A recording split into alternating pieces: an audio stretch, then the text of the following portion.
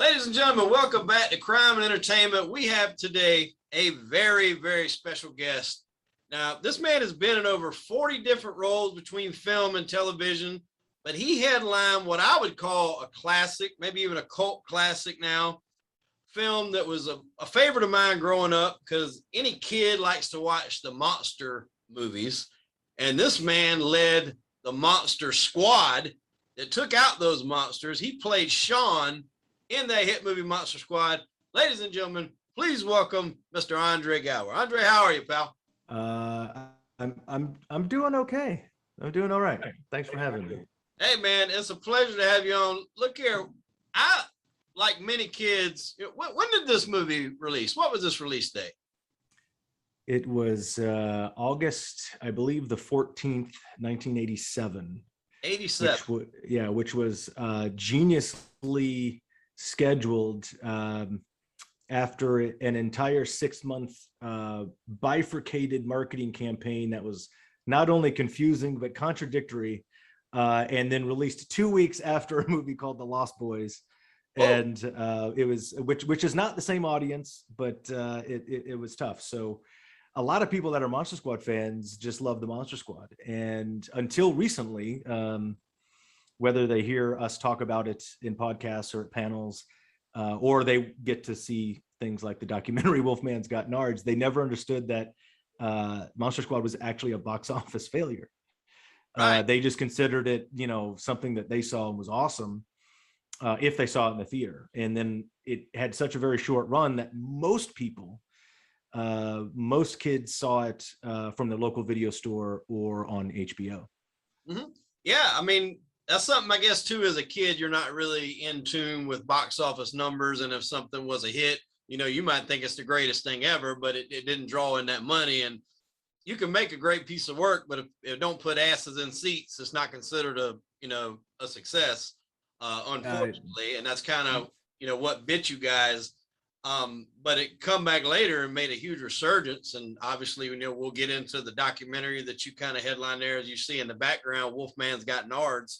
And if you watch the movie, if you know the movie, if you haven't watched it to start with, go watch it. And when you watch it, that title will make sense. If you don't have it, if you've never seen the movie, that might be a little off-putting there, but it'll make sense once you see it.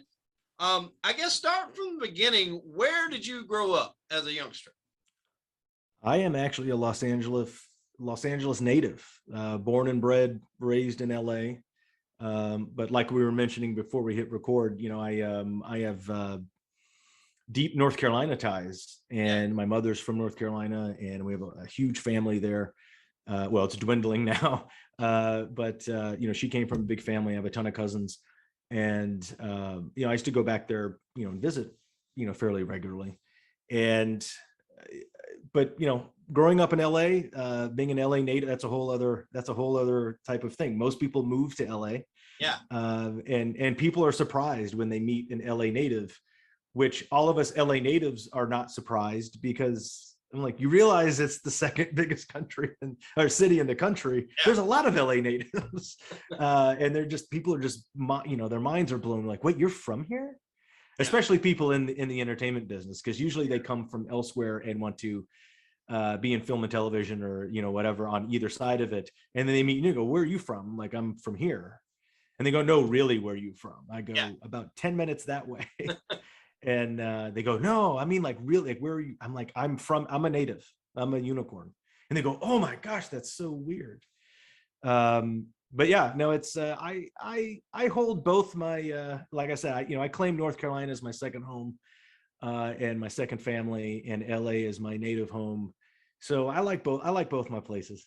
It's cool being from LA, because it's got its own little physics. LA operates on its own paradigm of physics. Right. No, I mean, I kind of deal with that a little bit, as far as not being from the area is strange to people. I'm from Charleston. Well, I'm actually from a town called Darlington, South Carolina, which, like we spoke about, is known for really nothing but the NASCAR track.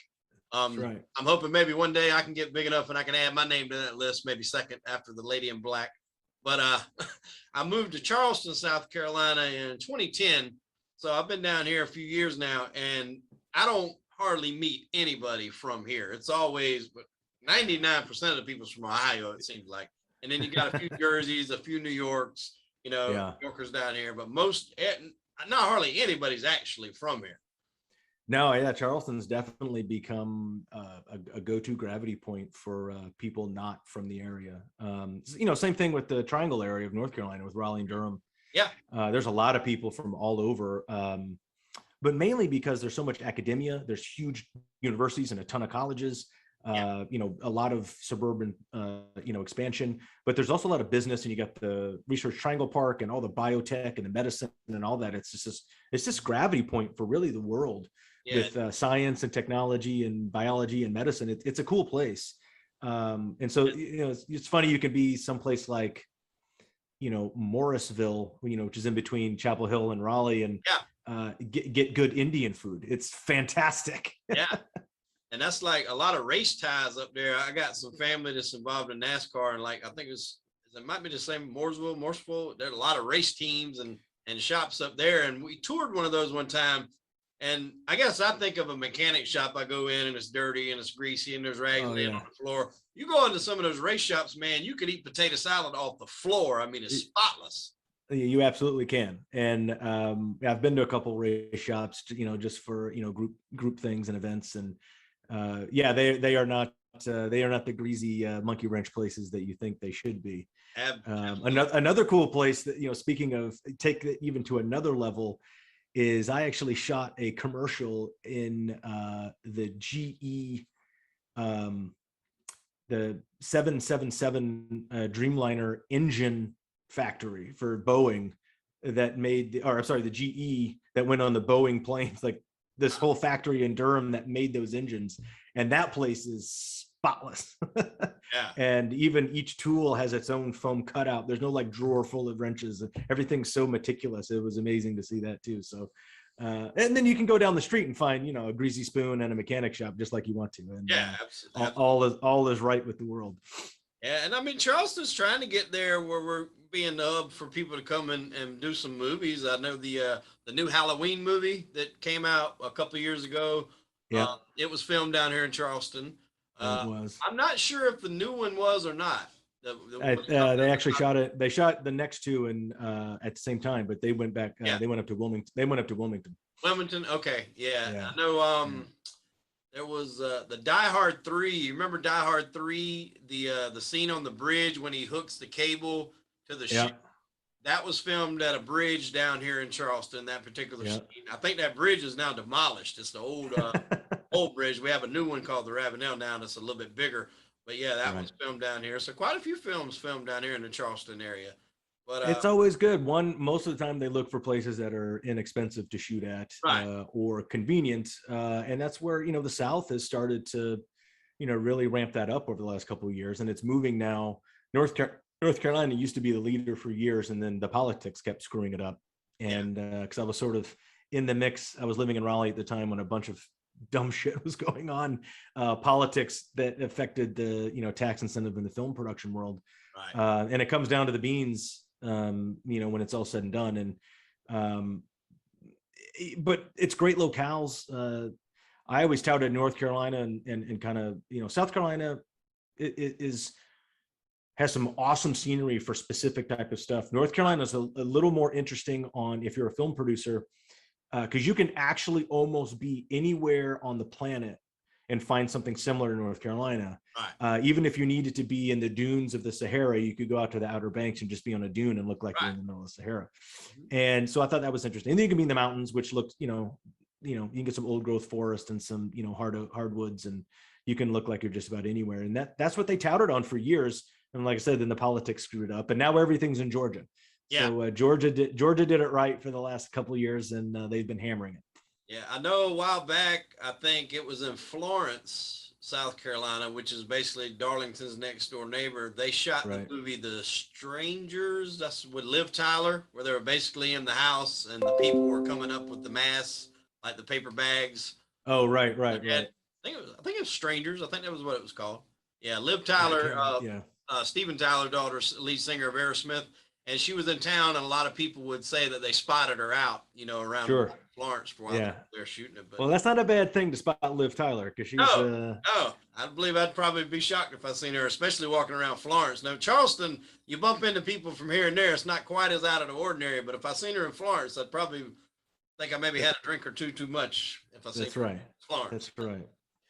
But okay, so did you always have aspirations to be an actor? Was that something that you kind of was, onto as a youngster? Or did that kind of happen later on in life there? Well, it was actually the opposite of all of that. You know, I started at such a young age. I don't know if you're actually in charge of that, or if those Yeah. are your like, hey, there's other people that are kind of involved in that activity. I was fortunate enough. My sister is a few years older than I am, Okay. and she was in the business before me, and she worked quite a bit as a kid, during the 70s and early 80s. And she's at her. It's awesome for her because she's not a household name. I mean, I'm no household name, but she was in one of the biggest disaster movies of all time. She's the little girl in the Towering Inferno. And so, which is super cool growing up knowing that. And then, as you're older, you're like, wait a minute, this is actually really cool. And so I was just sort of always around it. And then when I was about 5, I started doing commercials and print work and TV stuff on my own, just because that was sort of what was going to happen. And but it wasn't really forced into it. It was sort of thing that, hey, we're around it. Is this something that you take a shine to? And I guess when you're 5, 6 years old and you experience something like this, you either take to it or you don't. And apparently I was comfortable with it like a duck in water, and enjoyed it to an extent that I kept doing it. And as I got into my preteen and teenage years, it was a different era. Obviously, it was mid late 80s, Right. and it's a different type of kind of construct at that time. And I was fortunate enough to, I mean, nowadays it's not, you can't even compare nowadays of being a kid in the business as you could back then. Probably just as much as you couldn't compare being a kid actor in the 80s as you could with being a kid actor in the 30s, or I mean in the 50s. But there was a lot of kids in the business. There was a lot there, and you knew most of them. Yeah. And I was fortunate enough to, at that time, my preteen and teenage years, I would say there's probably about the 20% of the kids do 80 or 90% of the work, if that makes sense. Yeah. And I was fortunate enough to be in that 20%, I think. And there was, obviously there was kids that worked a lot more or on bigger shows. I had a unique kind of trajectory as a kid in this industry, being that most kid actors that or younger talent that are recognizable, they do it. They're well known for a show that went on for like 8 or 9 or 10 years. Right. And we can name those. We can start flipping them off. Right now, not flipping them off, but ticking off all those shows and those faces. I had an interesting television career, being that I was the kid, instead of doing one show for 6 seasons, I did 6 shows that went 1 season. Yeah. And so, it's a little bit harder of a grind. Although that also afforded me the opportunity to do as much work as I did. Because normally if you're on a big network show and you don't have a lot of time off and you aren't contractually able to go do anything else most of the time. And so I kind of had a nice blend of all that, where sometimes I was locked up for a year or 2 in a contract, and on off months you could go do something else, and then sometimes you weren't locked in and you could do a ton of other things. So I don't. I would have loved to have been on a show for like 7 or 8 years and retired off of that, like a lot of my friends have. And but also I wouldn't have the experiences that I do have if you were. So it's a trade-off. And at the end of the day, you can't poo-poo one side or the other. You actually just got to look at it and say, hey, you know what, on the grand scheme of a population of a country, or don't even talk about the world, very few people get the opportunity to do that and get and have some success in it. So it's if you look at the numbers that way, you come out positive at the end. Right. And yeah, like you said, that's probably, I guess, a catch 22 because, yeah, everybody wants to hit that show that runs for 8 or 9 seasons. And, you don't have to worry about checking the bank account balance for a while. But at the same Sure. time, you get to change it up and work with different people, work with different directors, kind of get a feel for the business. It's a give and take, I guess, with there. Because, I mean, like you said, in those days, it was, yourself. And then I probably think what comes with Corey Haim, Corey Feldman, they were killing, like you said, in the Lost Boys when this come out. I mean, Yeah. they were in everything, sometimes together, a lot of times in the movies, but they were in License to Drive, Yeah. Dream a Little Dream, Lost Boys, a couple of Yeah. movies together. Um, Yeah, they became a thing, and that was, a lot of people automatically go to Corey and Corey when they're talking about that era, yeah. and they should, because they were gigantic. Oh, yeah. Um, their stories ended up not as Yeah. A little sadder ending. not as happy as others, and there's the trade-off. Yeah. Did you see Corey Feldman's documentary slash? I think he tried to do it as like a pay per view type thing or something, and I think it kind of went off the rails with that. But I was able to catch it. Did you see it?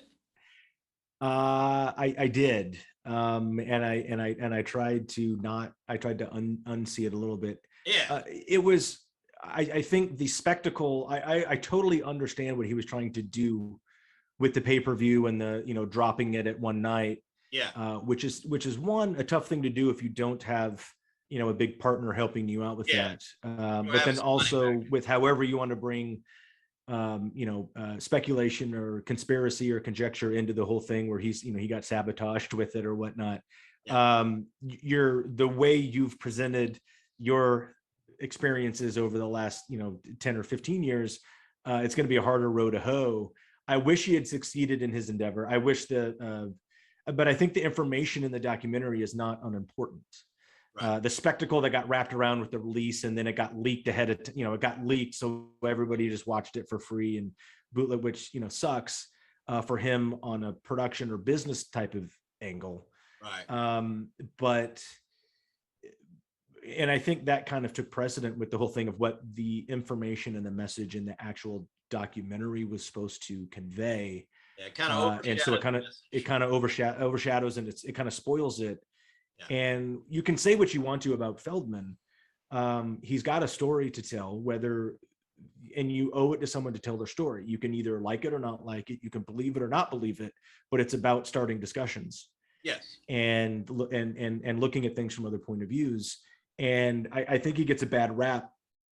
Unfortunately, it's mostly because of himself, right. by presenting things in a way that I honestly think Corey just doesn't get how to connect anymore. And he's got this, kind of other, vision of how to do things, which is totally fine. It just doesn't work. And I've watched Corey kind of deal with his, current experiences over the last 10 or 15 years. And, the old axiom comes in and said, when you're in a hole, quit digging. Yeah. And I would love Corey to quit digging and start a different hole, and, come out in this. I just don't know if that's possible or not. And I don't see him that much, and, I haven't really seen him in a while. And when we do see it, it's for a short amount of time, but I wish his story was different. I wish Haim's story was different. But there's a lot of factors that contribute to tales like that. Yeah. Yeah, a lot of times, like you said, the Monster Squad was one I grew up on. I grew up on a lot of Haim stuff, man. License to Drive, and Sure. one of the favorites that I like, and I don't know if it was one I would consider one of his bigger movies, but you remember Fast Getaway, where he was like the kid bank robber with Leo Rossi, I think, was in there with him. Yeah, I remember I remember the title. I don't remember the movie. Yeah. I enjoyed it, but sometimes as a kid, you enjoy those movies that, like I said, maybe weren't the best as, looking But at it from adult perspective. And people don't, as adults, don't like to admit that. Yeah. And the problem with that is you're being untrue to yourself, let Yeah. alone to the people that make this. Movies are for entertainment. Yeah. Movies Absolutely. are made for, and if they entertained you on a summer in 1988, then it did its job. Exactly. It doesn't matter if it doesn't hold up. Right. We write books in the 1850s because they held people's attention. Just because you don't like it now doesn't mean it wasn't impactful in 1850. Exactly. Art or, entertainment or performance is about, You can't make a movie for 30 years from now. Right. You got to make a movie for right now. Yeah, I mean, there's certain things that can withstand the test of time. Not all movies can do that. Not all music can do that. But certain things, just if you have the right timing, the right niche, they might not even hit it right then. Kind of like Monster Squad, it became popular later. I mean, Scarface with Al Pacino is probably now one of the most popular gangster movies ever. But it was a dud for a long time, considered a dud for quite a while. And then it had a resurgence and it just took off. Yeah, and that's what it takes. And you mentioned something like Monster Squad. Monster Squad is enjoyed by its original fans, yes, of course, but it also changes for those original fans over time. Right. Now we have a whole second generation of fans that have seen it in the last 10 years and are growing up on it, because the messaging and the heart and the authenticity are the same. And what we didn't know about Monster Squad when it came out or when we were making it, is that there are themes and archetypes and stories and character connections and interpersonal relationships and overall, kind of human condition type stuff that are, like I said, they're archetypes, and they last no matter what year they came out. And we didn't realize that for 20 and then 25 and then 30 and now next year's 35 years. I've had conversations with people, which I think is fascinating, that say, in 2050, people will watch Monster Squad and still get the same impact from it about growing up, about friendship, about, kids' adventure, about kids stepping up, about wonder, about monsters, about good versus evil, or, about family relationships, that get pulled out of Monster Squad story. And no one will be watching MCU movies in 2050 because they're just made for right now, and they don't really have a lot of lasting power. I think we'll be seeing Avenger movies in 2050, but they'll be the fifth remake of the same Avengers movie. Just with new faces. Yeah, no, I agree. I think that's interesting. Yeah, you can pour a lot of money into something, these hundreds of millions of dollars into these movies, and yeah, it's entertaining for that one time. But I've got a son now; he's 12 years old. I'm more apt to sit down with him and rewatch Monster Squad, which I've done, and showed it to him, as opposed to I'm going to put it on the Spider-Man or Avengers. I mean, like you said, I connect more with the Monster Squad movie, especially watching it as a kid. I'm connecting with all you guys, and hell, I started my own monster club, like you guys had in the movie. And I got to be honest, I charged a couple of bucks to get in there so I could go rent the movie over the weekend. I had to make a little something. But hey, man, I had to do that too. So yeah, I mean, I get that works. Yeah.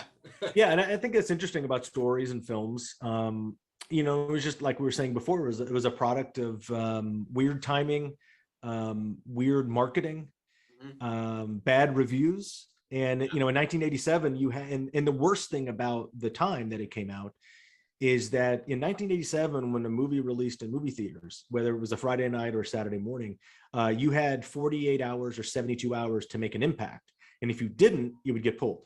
Yeah. And so some cities you didn't get to the next weekend because that first weekend wasn't hyped up enough and people waiting to see it to reach a certain whatever arbitrary number that a theater owner or a studio put in.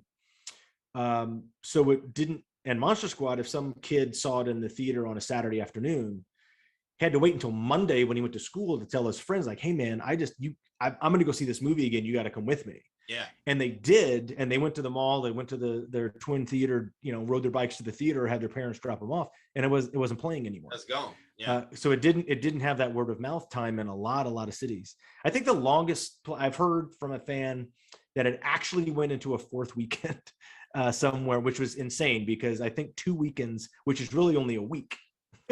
Yeah. From Saturday to Saturday is only 1 week. Yeah. And but 2 weekends was kind of the average, and you can't get a word of mouth growing that way. No. And that's why the phenomenon of what people found it at the video store and then kept the tape and passed around the neighborhood all weekend. Yeah. And that was a fascinating story to learn over the years, which we kind of tapped into in the documentary a little bit. And then and then people found it on HBO and recorded it and passed that tape around or showed it in their clubhouse, a number of times. Yeah, no, I mean, it's exactly what you're saying, because unlike nowadays to where something can come out and something's good and either somebody tweets it, a celebrity tweets it or puts it on Instagram or Facebook, and it can go viral within a matter of hours. Obviously, that was not even thought of back in those days. So you had to rely, like you said, on word of mouth, and then like Yeah. they're going to wait to the weekend and they go and it's gone. What was your so did you just hear about the role being cast? Did you go in? Did you read for Sean originally? Did you read for somebody else, or how did that play out? Good lead in, because a lot of people know or don't know.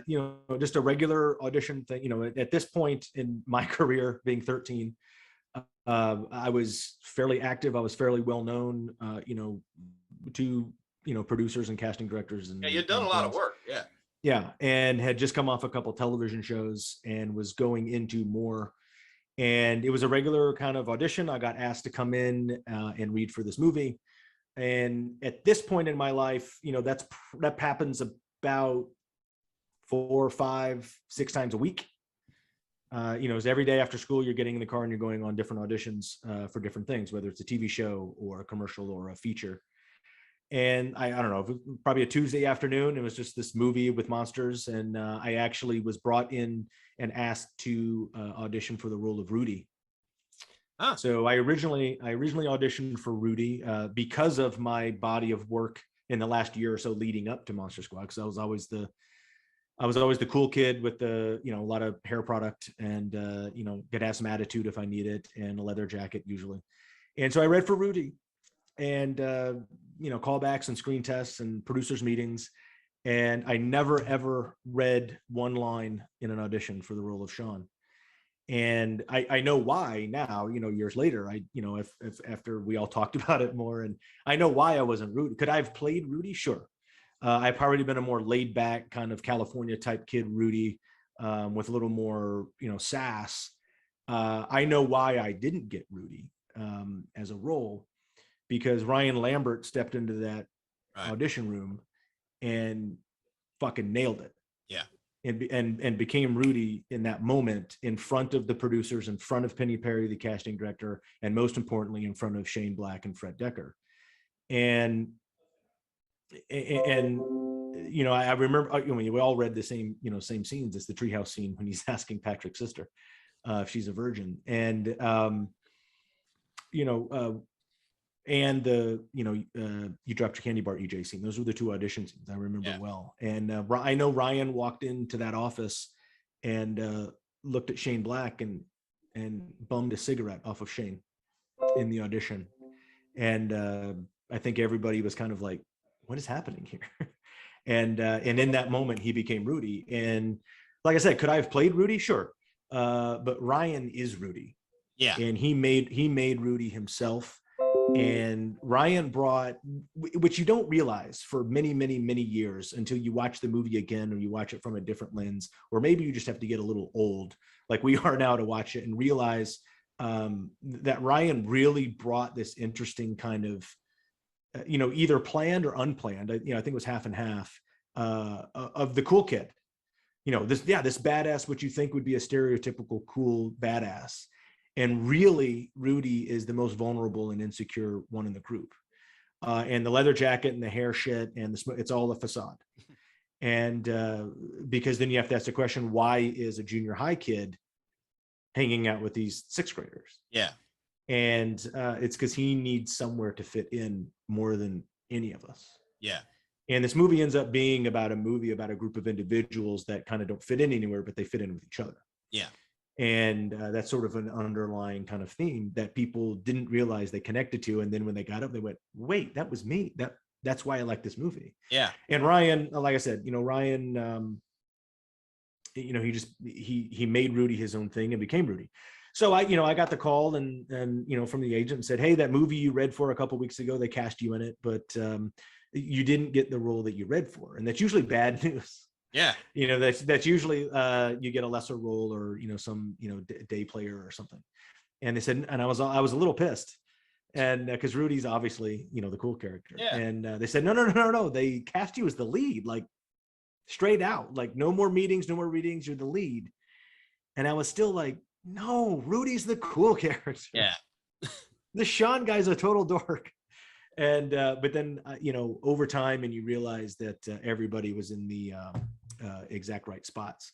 Yeah. And it was only a few 4 or 5 years ago that I actually realized how lucky I was, because there's a group of people, starting with the casting director and Fred and Shane and, probably Peter Hyams, the producer, and sitting around making these casting decisions. And I never read for Sean. And trust me when I say everybody in town read for this movie on all. I can believe it. Yeah. Including, people that we've already mentioned, in this podcast. And they just couldn't, they couldn't get a Sean. And then somebody in that room, and one day talking about it, said, what about Andre, the kid we read for Rudy? If we wash all the shit out of his hair and give him a terrible haircut and put some clothes on him that don't fit well, can he be Sean? Could he be Sean? And they all apparently said, I think you're right. And like I said, it was very rare. Like, they didn't call me in to read again and, don't have hair product in it. Because I showed up to read for Rudy with product in my hair and a leather jacket on.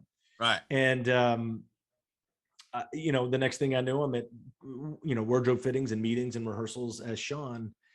And I still don't know who. I think that's a good, I've never had that conversation with Fred. Because I'm either scared of it or I just keep forgetting about it. And I was like, who actually said, what about Andre Gower as Sean? We read him for Rudy, but let's just make him Sean. It's very rare. And but I feel that everybody was in the right place. And so obviously I owe a lot to that person, whoever that was. Yeah, you owe him a beer or two for sure. Now you mentioned Shane Black, who's done a number of movies. Were you involved a lot with him? I know he was the writer. Was he there a lot on set as y'all were shooting? How involved was he at that point? Because that was his second movie? That was his, technically his first thing that he wrote that got made. Yeah. And, there's a great kind of origin story that we talk about in the doc of, because Fred and Shane went to school together. And Shane started, Shane he's an actor. Mm-hmm. Shane Black's an actor. And he's actually in Predator for a small period of time. Well, I think he's in there for a decent amount of time, actually. But well, he's in there for a good amount of time with some great thing. But he got brought in actually to script doctor and rewrite that script. Mm-hmm. And the caveat was you could be in it, but you have to die first because we don't want you to write your whole movie for yourself, I think. And so Hawkins gets killed first after he tells all the jokes. Yeah, geez, you got a big pussy. Geez, you got that's right. You don't have to say it twice. But yeah, this Monster Squad was the first thing that Shane had written that got made. And then ironically, while we were shooting Monster Squad, he had finished a spec script and sold it, a little movie called Lethal Weapon. Yes. And so we were on set when he learned that was getting made. And so we celebrated that. And we had no idea that it was going to be this gigantic thing. And then Shane just kept writing these spec scripts that, went off the charts. And a lot of people don't know at the time, Shane Black was the highest paid screenwriter in Hollywood off his next two scripts. And was just a phenomenal, accomplishment. And the fact that, and then things changed and, those two movies actually didn't do well, had nothing to do with Shane. Yeah. And then Shane actually didn't do much for about 10 or 12 years. And then he returned, with what I think is my favorite Shane Black movie, which was Kiss Kiss Bang Bang. Yes. And that was a whole great story. And I listened to Shane tell it one night when he was doing a panel at the WGA. The elevator version of his, he wrote another script pilot. He took it to Warner Brothers, and Joel Silver was like, oh, they like it. And he's like, yeah, but by the way, I'm directing it. He's like, you're not directing it. And he's like, then we're not making it. I'm tired of other people directing my stuff that it turns out to not be true to the character, to the characters, which is what happened to Lethal Weapon.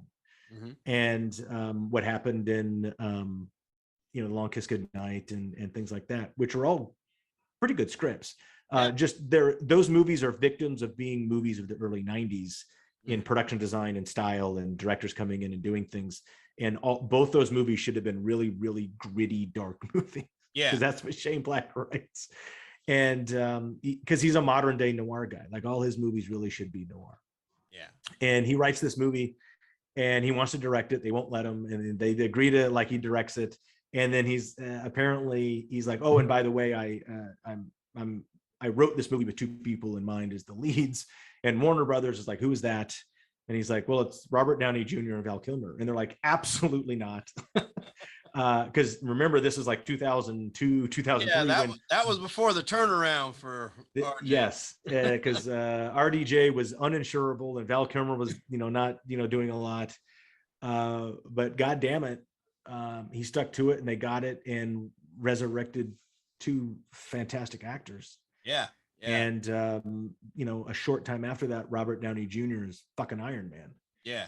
And the highest paid actor in town, and that's incredible. And that's all because of Kiss Kiss Bang Bang. So yeah, that's I love Shane's story. I love Shane's stories.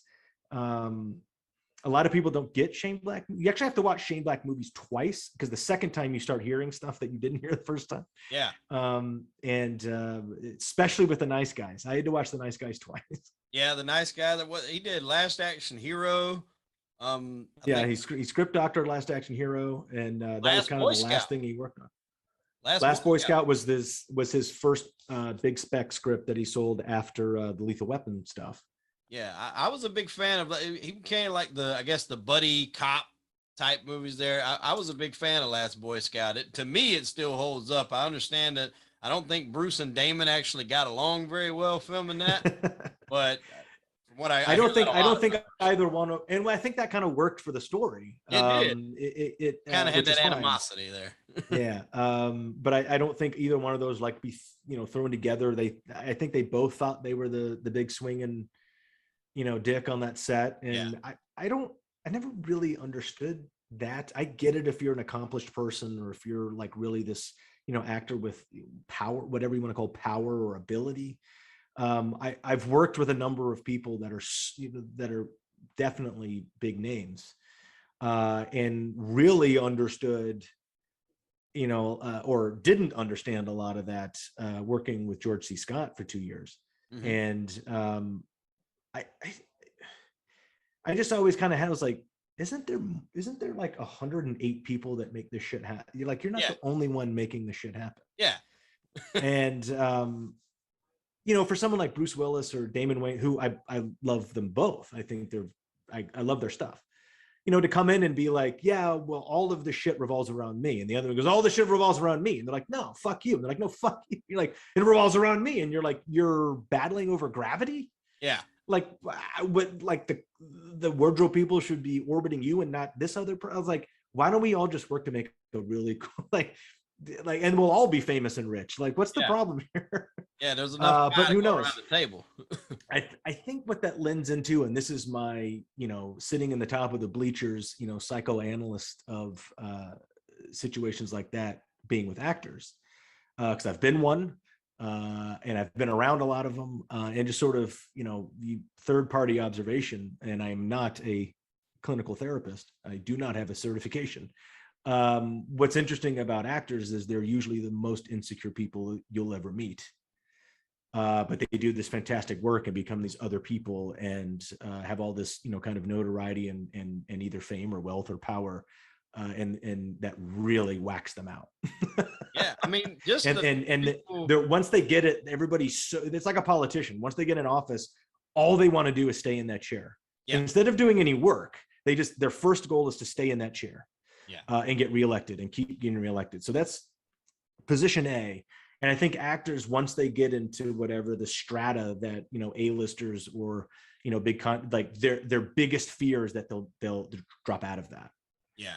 And so, the human condition, Brian, just makes you hold on so tight that it doesn't matter how you act or treat other people. Yeah. And so I just never really understood that. But I saw it a lot. And look, you got to give credit where credit is due. I'm not saying that. And you should pay people that are worth it. Absolutely. And that's what I almost sort of like the Robert Downey Jr. story, circling back to, Shane's stuff. He comes back and he becomes a completely different human being. Yeah. And I think he knows that transition time was that kind of those couple of years where, he was walking into the wrong house in Malibu and sleeping on the couch of his neighbors because he's so jacked up, to being, making $150 million in the world, in a year around the world. And And now he has a foundation. He's kind of straightened out, and whether he the absolutely most great artists are, and I think he's a very performer. Going all the way back to his kid. Most people don't know that Robert Downey Jr. was a kid actor. Oh yeah, yeah. What was it called? The Brat Pack or whatever they called him back. That was earlier. Yeah, he was in the early '80s era. The group before me. Yeah, and did great stuff. And if you ever want to watch a movie that your guts out, Less Than Zero. With Andrew McCarthy in there with him, right? Andrew McCarthy.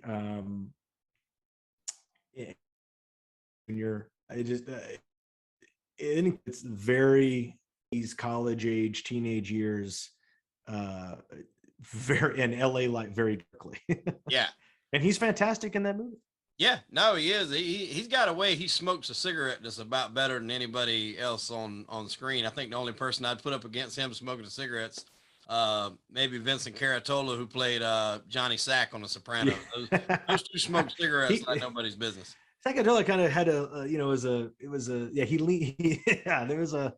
and that's a unique thing. You bring up something as trivial as smoking a cigarette, but there are performers that will actually, it's either natural. Yeah. They don't know you're doing it, or they actually work on it.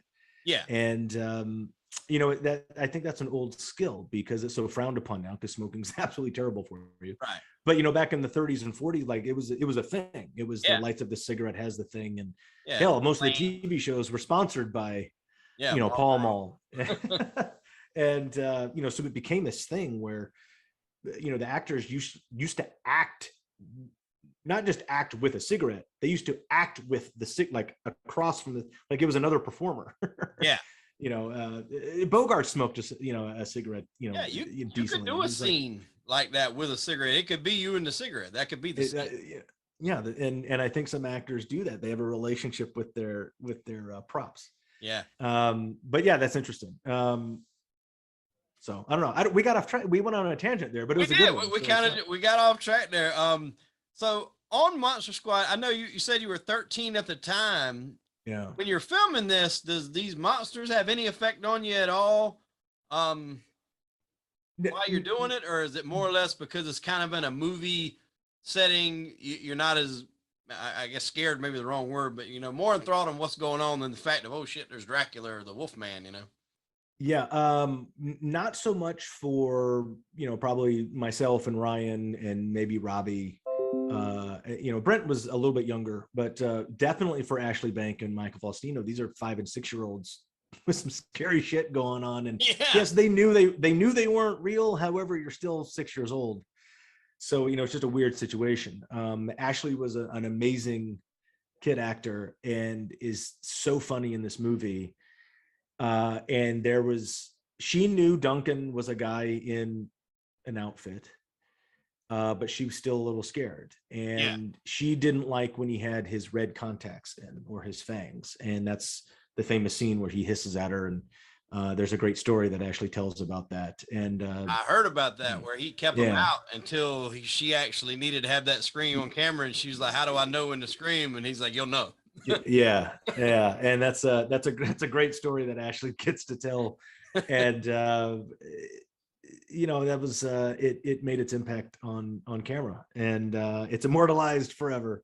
Yeah. And, but like Shane said, I don't think they did any permanent damage. But for me, it was more of a fascination of how these creatures were designed and built and operated, and watching this the effects guys from Stan Winston's shop kind of work these characters and build these suits, and the performers that were in this. I mean, it was just fascinating to me, to see how all that gets done. And I would be on set when I wasn't supposed to, because I wanted to watch the effects go off or the creatures perform.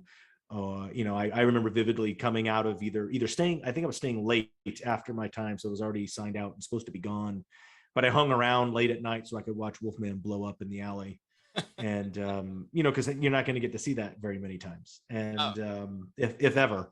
And so that was cool. It was more of a fascination to see how cool this stuff was being made. And I think we dedicate a big chunk in the documentary to these guys, of how because really in Wolfman's Got Nards, there's no one on camera or be it fan or cast member that gets to say anything about their experience if they weren't impacted by this movie in some way, shape, or form, good, bad, indifferent, or whatever, career making or career ending, whatever it is.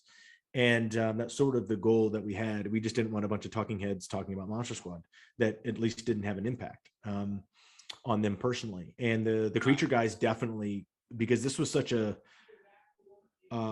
new time in the way creature, right in this 86, 87, 88 era, mostly with these 8 or 10 guys at Stan Winston's shop, changed the game. Going all the way back to Terminator, going back to The Predator, which was that same year, and then it was, and then Monster Squad, and going forward, they really changed. It was a huge paradigm shift in how creatures were made. They invented shit as they invented stuff as they needed to. And now that's all kind of, a lot of the standard it was the standard for the next 30 years. And that spurned inspiration and a lot of people to get into the creature business, because all these young guys were making these amazing stuff. And I like the fact that we get to show those guys, they get to tell their story, all from the perspective of working on the Monster Squad. And it was just fascinating to me to see those guys work and then see the end result, because I think some of our stuff is really cool. Yeah. Oh, for sure. Now, what we're going to spoil a little bit here, maybe if you hadn't seen the movie. Like I said, definitely go see it. It's not a killer for the movie, but the whole Wolfman Got Nards deal come off of, obviously Wolfman is a character in the movie. And how was it worded? He wears pants because you wouldn't see his wolf dork. Is that what it is? Yes, because of course that's a conversation two friends would have walking down the street, right? Talking about the Wolfman, the character from the books and the Universal movies. He's got to wear pants, because he has a wolf dork. And great, that's fantastic dialogue. And that of course leads to, in what was supposed to be this kind of big climactic moment in the mansion, where Wolfman jumps out, and Sean, as the leader, doesn't want to do it, so he instructs somebody else to do the deed. And Horace is the one that steps up and kicks Wolfman right in the nards. And who knew, that day, that the word nards, or kick him in the nards, or Wolfman's Got Nards, would instantly be cemented in kids, in the lexicon of kids in the neighborhood for decades to come. Because I had actually never heard it's such a funny memory that I remember being on set and looking at the script, and I'm this kid, I'm me. I'm this kid from the Valley. I'm an actor. I'm in this movie and I'm reading these lines. And I remember having a conversation with Fred, when the kick him in the nards comes up. That's the first time we hear the word nards, is when I say kick him in the nards, and then Horace says Wolfman's Got Nards. And then he says it about 2 minutes later, when he's celebrating and bragging that he kicked Wolfman in the nards, which is also funny. But I was like, I don't know what this word is. I've never heard this word. This word is dumb. Like, this word does not compute in my 13-year-old know-it-all brain. And I realize now what happened in that moment, only because of a story that Ryan told about doing costuming with his leather jackets. And the brief story about Ryan is before we started shooting, and the costumer was picking out Rudy's look, and there's probably 6 or 7 leather jackets on a rack, and Ryan was trying them on. And this is Ryan's story to tell. He tells it great, but I'm doing it as a preface to mine. And he put this, like, the 3rd jacket on, and the costumer goes, I think that's it. And Ryan's looking at this jacket, and he says, I don't know. I don't think it's right. I would never wear this jacket. Like, I don't think I wouldn't wear this jacket. And the costumer looked at Ryan and said, well, that works out fine because you're not playing you. Yeah. And Ryan told that story for years, and I always thought it was a great story. And I didn't realize, because Ryan always sums it up by saying, oh, now I understand what's going on here. We are making a story. Yeah. We are playing I'm not playing Ryan. I'm playing this kid Rudy. And maybe this is the jacket that he wears. Rudy. And so I've got to fit into the jacket. The jacket doesn't have to fit me. Yeah. That translates when I'm about to shoot this scene, and I asked Fred. I was like, can I change this word? Because I say nuts. Like I wouldn't say nards. I feel really foolish saying this word I've never heard of before. I don't know where it came from. No one I know has ever heard of it. Can I say nuts? Like kick him in the nuts? Because that's what I would do. And Fred looked right at me. He goes, let's try the page a couple of times. And then maybe we'll see, we can throw one in.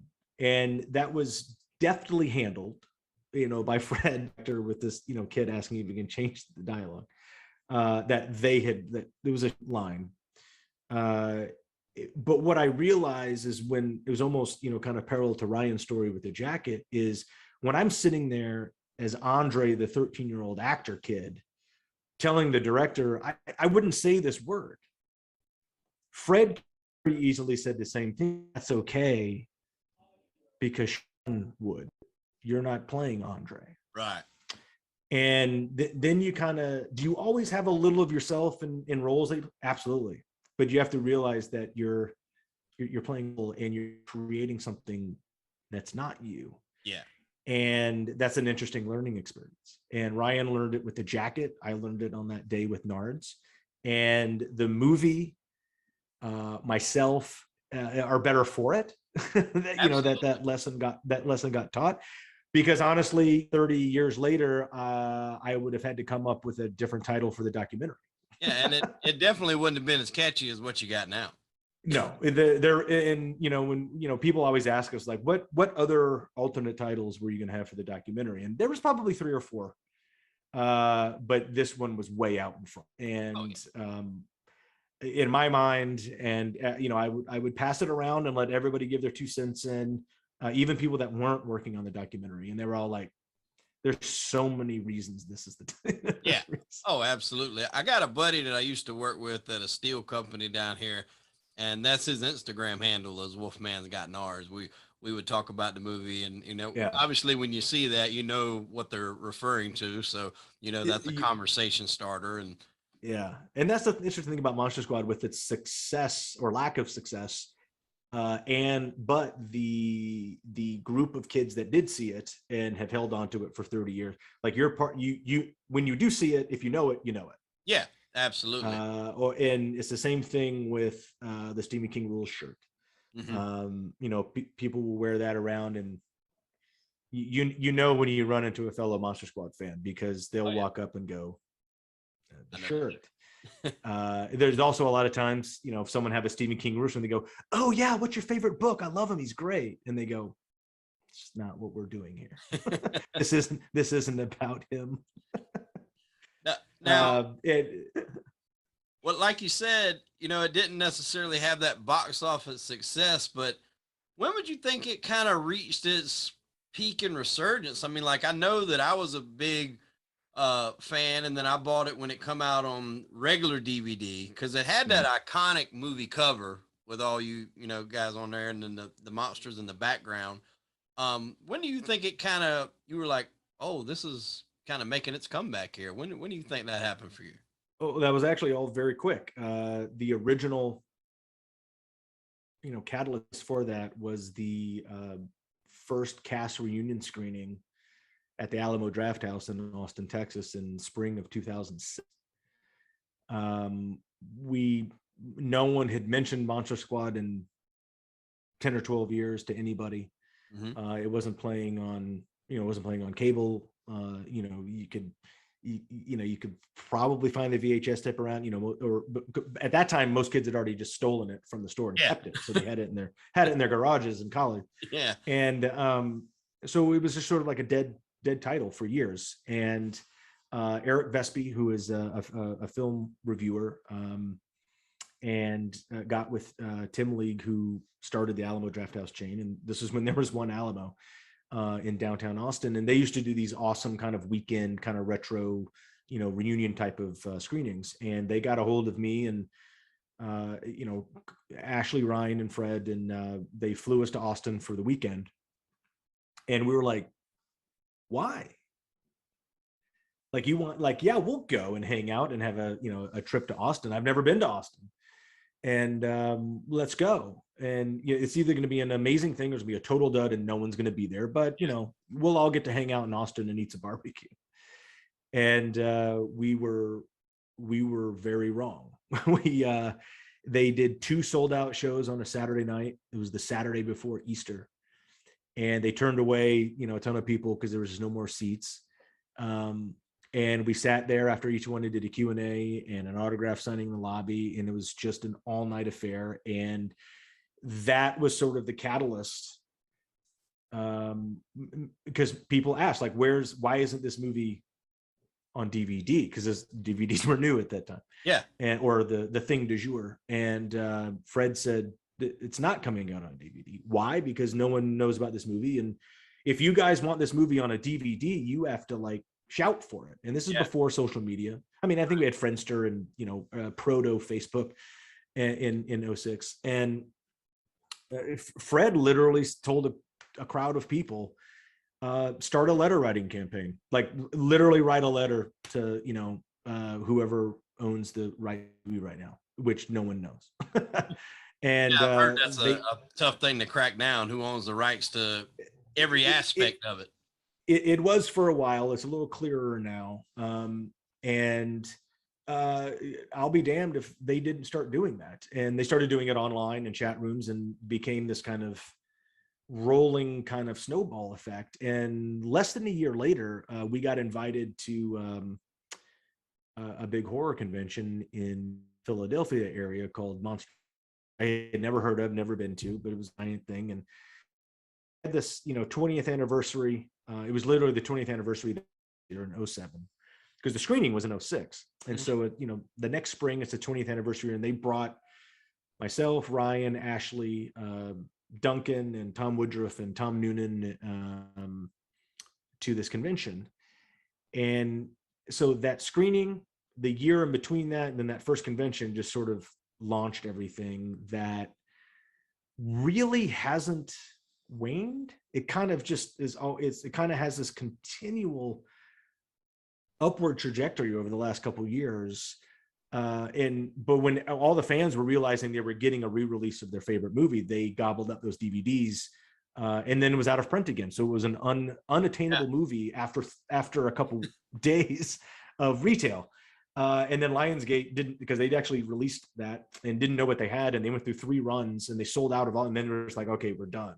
Yeah. And they made a ton of money off that, and everybody got their DVD, and they sold hundreds of thousands of copies of that DVD in a couple days, really. And then we just started enjoying the opportunity to go out to screenings and appearances and conventions and get to sign those DVDs. And then a Blu-ray came out, and then another Blu-ray came out, and then it started showing up on the streamers, which is crazy. We're still going around doing retro 35 millimeter print screenings, and in big theaters and little theaters and little 10. I enjoyed going, you know, getting flown in and hanging out with the fans, and it just started building this big thing. And I realized during those times, and you know, when you have all these, you know, hundreds of people come to you at a convention and explain to you what this movie meant to them as a human being, as a kid, right? Or they found this movie, that this is then people making a movie that they thought, well, and being a fan of, you know, whatever. There's a sci-fi movie or comedy, or, you know, look, I'm a fan of a handful of giant fan of, you know, dozens of movies. Some are very important, and I realized that these stories were not the same thing that I was hearing down the convention aisle, or, you know, this is Monster Squad fans had a different this movie, and then that starts making you listen to their story differently, instead of just, oh, I hear, yeah, it's the same thing, you're telling me the same thing, like, that's amazing, I can't believe you like this movie, that's so cool, let's take a photo. You impacted really what it meant, and for some reason it connected with people on a completely deep connection. And with him, and that's what I read that and documentary there. Yeah, and I mean, I'm definitely. I actually haven't had a chance to sit down and watch it. I was going to do this podcast and then sit down and watch it. Tell our fans where exactly they can go to take a look at Wolfman Got Nards, because I know if you've already seen the movie, this is definitely something you don't want to miss. Yeah, usually if you're if you know of Monster Squad, like Monster Squad, but it doesn't stop there. This we approached the documentary in a fashion that this isn't about Monster Squad. It's told through the lens of how something like a TV show or a song or a book or whatever can impact you and stay with you and affect your life Right. in one way or many ways, and how something like that connection can transcend, stick with you for a long time, and it transcends fandom. And so you don't have to know Monster Squad, you don't have to be a fan of Monster Squad to watch this documentary and connect with whatever it is that you do connect with. And I love having conversations with people.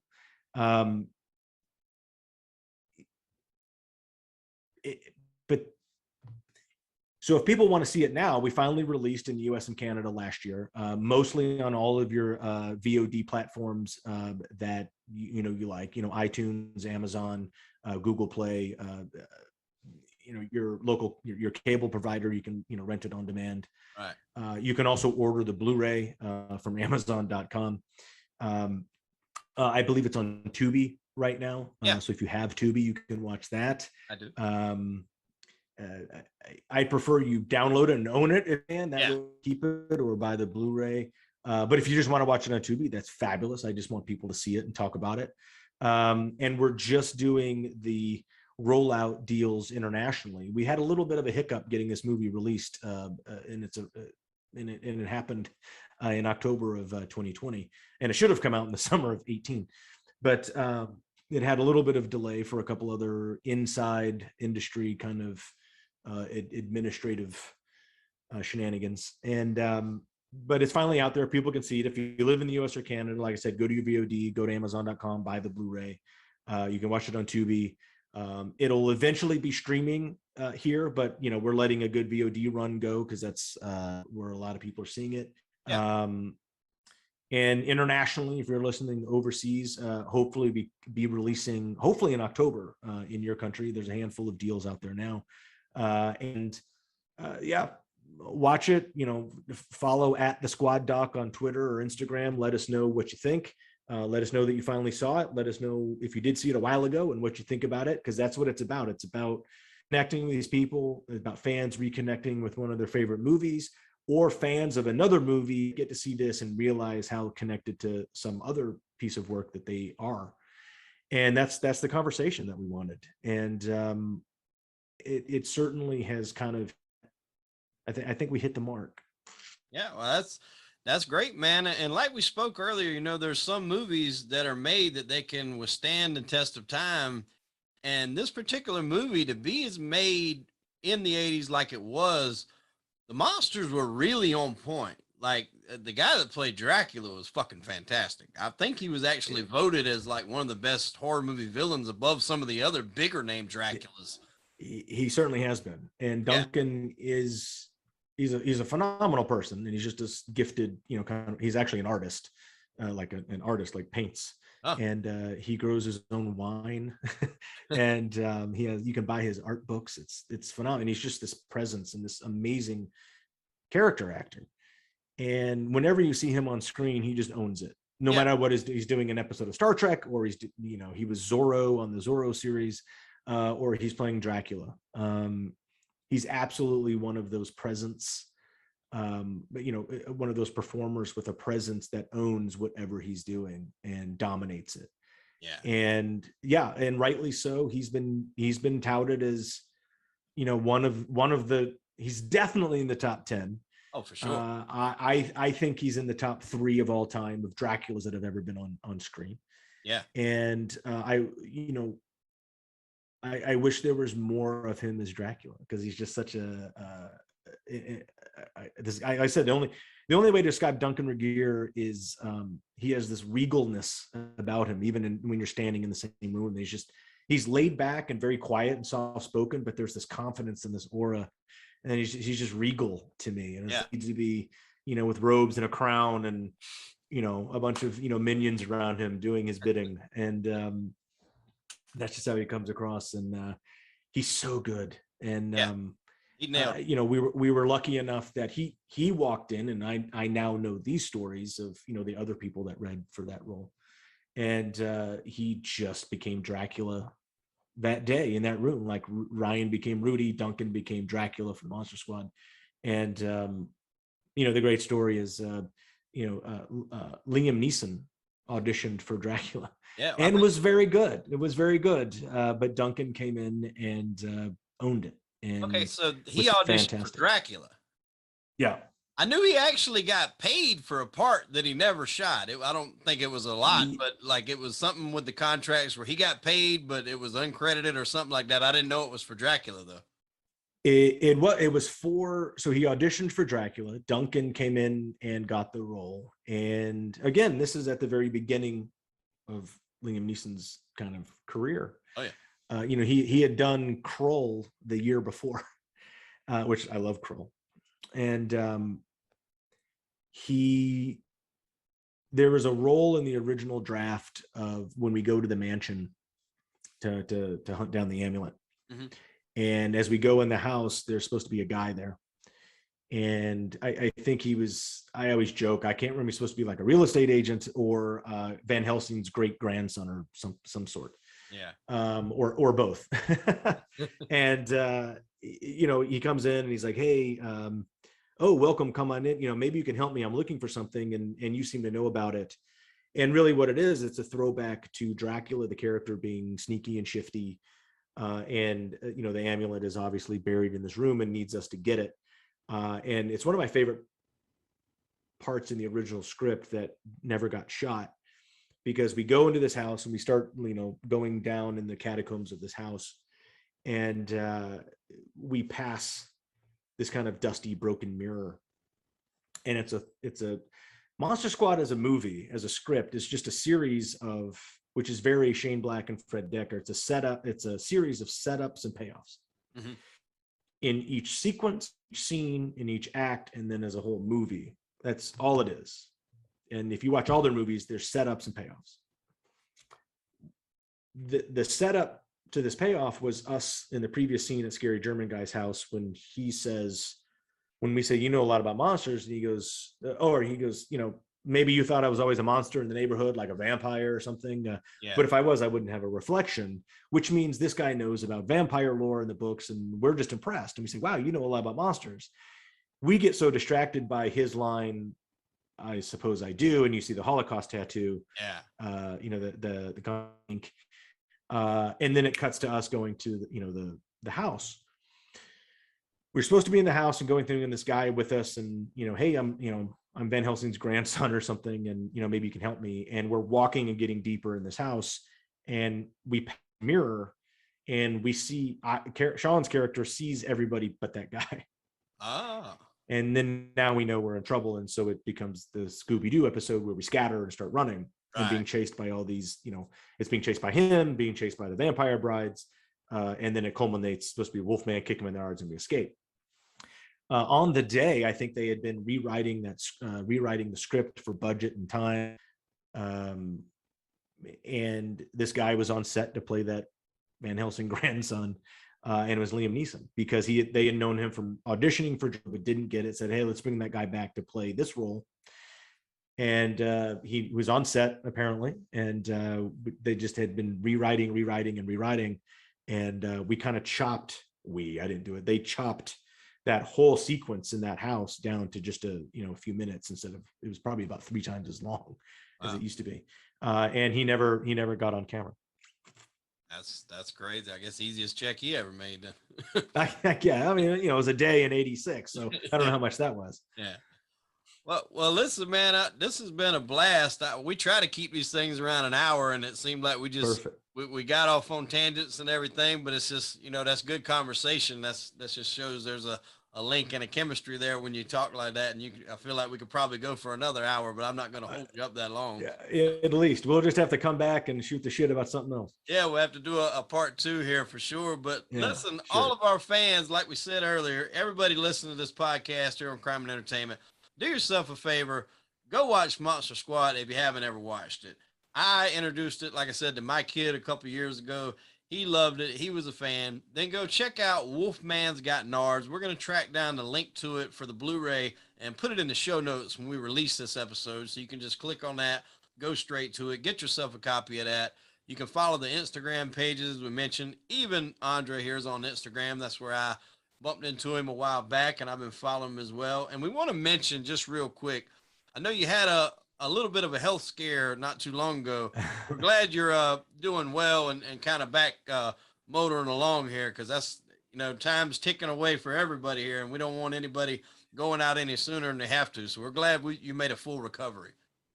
Hey, I appreciate that. I'm certainly glad to still be around to shoot the shit, Yeah. proverbially on your podcast. So thanks for having me. Thanks for mentioning that. It was certainly a I define it as an interesting experience that I don't recommend. Sure, yeah. That I don't recommend out of the blue, but I guess if you think back, and this is something that happens with us, especially men of our age. If you should, don't if you've slacked off in your 30s about getting stuff looked at or taken care of, or thought your health was just a given thing, no matter how in shape or healthy or thin or how much hair you have, that doesn't really matter. Yeah. It does matter. It's the as you can, but to neglect getting things 45, I assumed I was fine, like I had been for the last 20 years. I was apparently correct. Ironically, I was on July 3rd, I was tennis and started feeling, and ended up having a massive heart attack. Wow. My core, and your body responds to the rupture by it grew big to kind of go in there. It pulled off that coronary artery 100%. So by the time I had zero blood flow and oxygen going to the right side of my heart to work, and I didn't know how dire it was until a few minutes after it was all and done. Luckily, my buddy going to an urgent care first because I thought it was something. And they rushed me out of for like 5 minutes, and they got me out of there by ambulance and got me ER.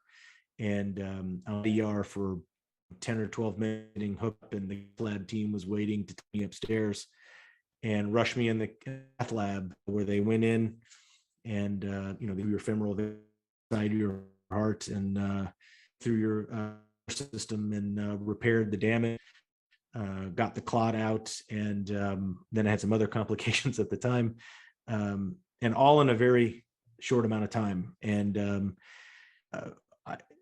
and then a few minutes after that, I wasn't circling the drain like I was a few minutes before. And my buddy Mike and ERs that I went to and the cath lab team, they got to where I needed to be in a timely manner. And according to them, I had about 10 minutes to spare.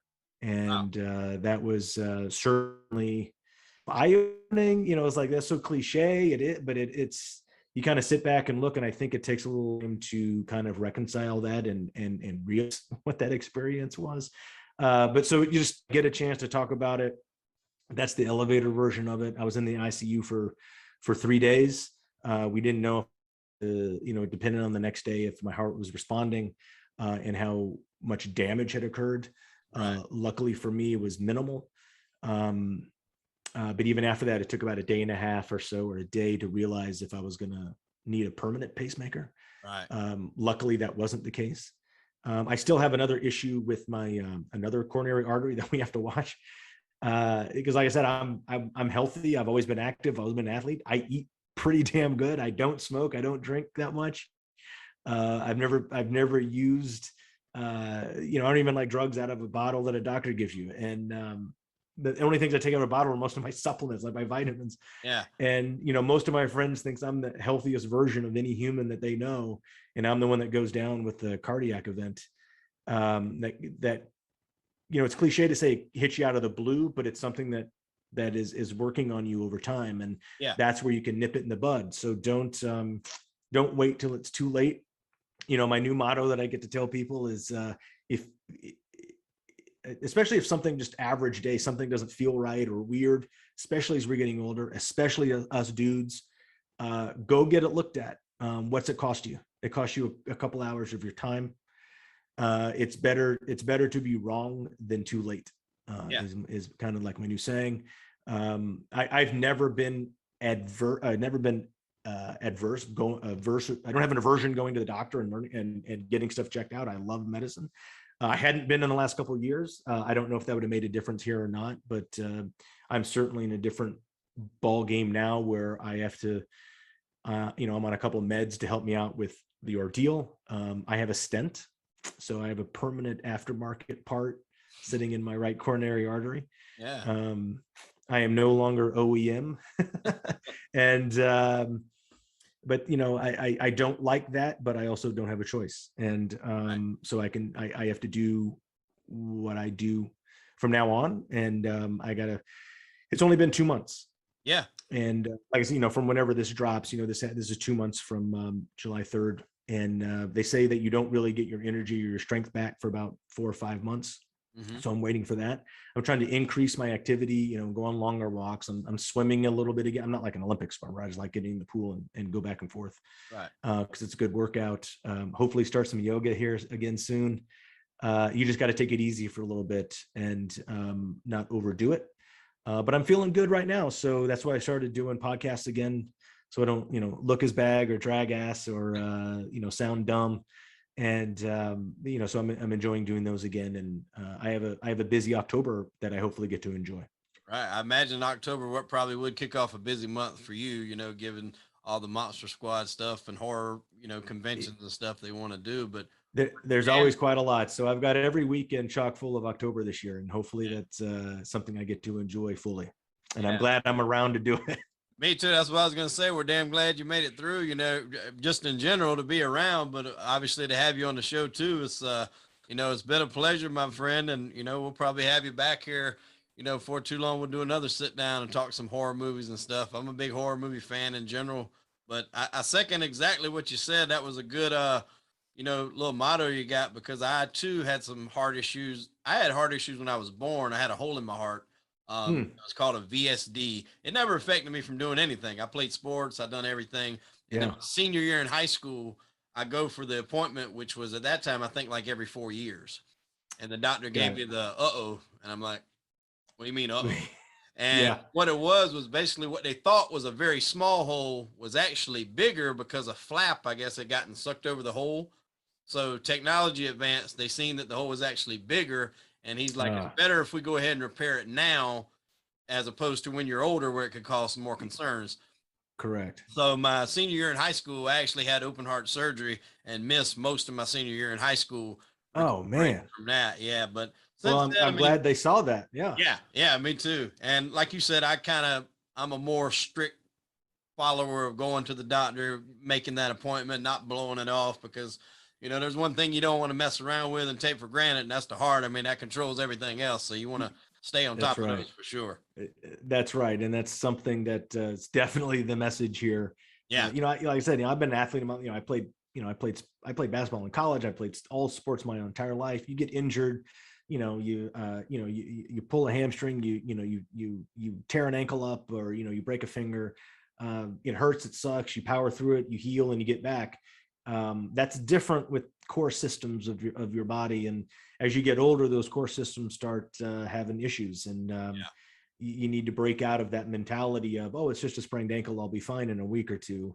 And there's stories aplenty of people not making it through something because they just assumed. So I'm much more cognizant of it. I feel a little ticking time bomb, effect right now, because you're just afraid it's going to happen again, and you're going to be in the wrong place and not be able to get somewhere. But I should be fine. And like with yours, you got your issue fixed earlier, than most, and that hopefully led to good stuff. Yeah, for sure, man. That's good stuff. Great podcast. We enjoyed it. Fans, listen here. Make sure to go out, like us on Facebook, follow us on Instagram. We're on every platform you can have: Spotify, Google, Amazon, Apple Play, Stitcher. If it's out there, we're on it. I promise you. This video will also have the interview portion uploaded to YouTube for you guys to go and watch on there. Andre, it was a pleasure, my friend. I'm glad you could join us on the show. I appreciate you inviting me, and I appreciate that I'm still here to do it, and hope all your people are having a great experience with this. Thank you, man. I appreciate it. We will talk to you again soon.